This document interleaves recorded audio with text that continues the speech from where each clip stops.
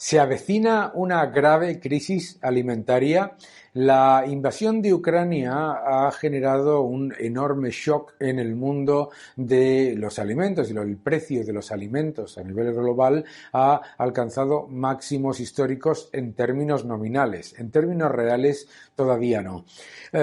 ¿Por qué? Obviamente Rusia y Ucrania son importantísimos exportadores de trigo, cebada, etcétera, que son esenciales para toda la cadena alimentaria. En el caso de ambos países, obviamente esa reducción de las exportaciones hacia el mundo genera un aumento de los precios muy relevante. Adicionalmente, con la invasión de Ucrania, aproximadamente el 35% de la tierra fértil que estaba dedicada a plantar cereales, pues está ahora funcionando. El resto, el otro 65%, con la guerra obviamente no está en marcha y desde luego pues va a haber una dificultad adicional en lo que tiene que ver con la cosecha. ¿Cuál es el gran problema en cuanto a suministros?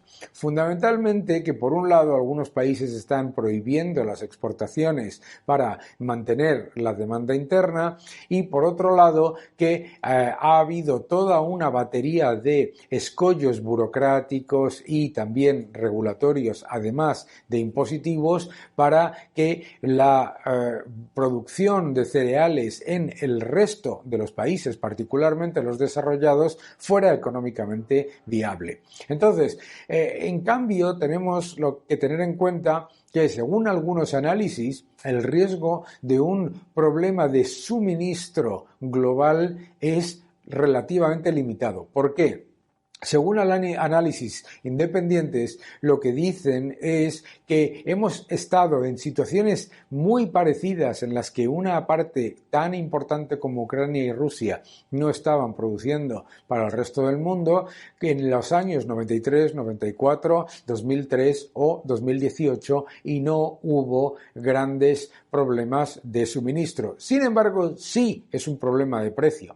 Y puede ser un problema de suministro en países del Medio Oriente y del norte de África, donde el trigo y los cereales de Ucrania y de Rusia suponen hasta un 80% de la cantidad que consumen anualmente.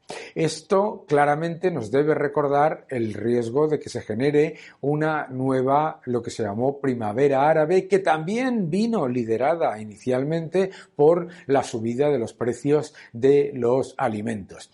No tiene ningún sentido que con esas dificultades, tanto regulatorias, fiscales y o geopolíticas, se estén aumentando los porcentajes de bioetanol y de utilización de cereales para la producción de gasolina que se han impuesto, por ejemplo, en Estados Unidos. No tiene ningún sentido que la Unión Europea siga manteniendo una fiscalidad tan agresiva contra los agricultores y además que mantenga el enorme sobrecoste que es el precio del CO2. Tampoco tiene ningún sentido que se mantengan todas las trabas administrativas y laborales para poder llevar a cabo un aumento de la producción. Es decir, que lo que serían colchones inmediatos que reducirían el riesgo de suministro no solamente no se han quitado, sino que es que en algunos países, particularmente los desarrollados, se han aumentado las trabas a la agricultura.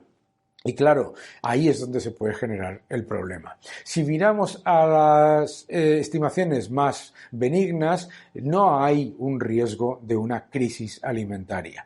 Pero no podemos ignorar que puede haber riesgos muy puntuales en países significativos de los países emergentes en los que este elevado aumento de los precios de los alimentos genere gran riesgo de descontento y de empeoramiento de las condiciones sociales. Es urgente que los estados empiecen a liberar al sector agrícola de toda la cadena de exceso de regulación y de exceso de intervención, tanto administrativa como medioambiental y por supuesto fiscal, para permitir que haya mayor producción y se reduzca el riesgo de suministro.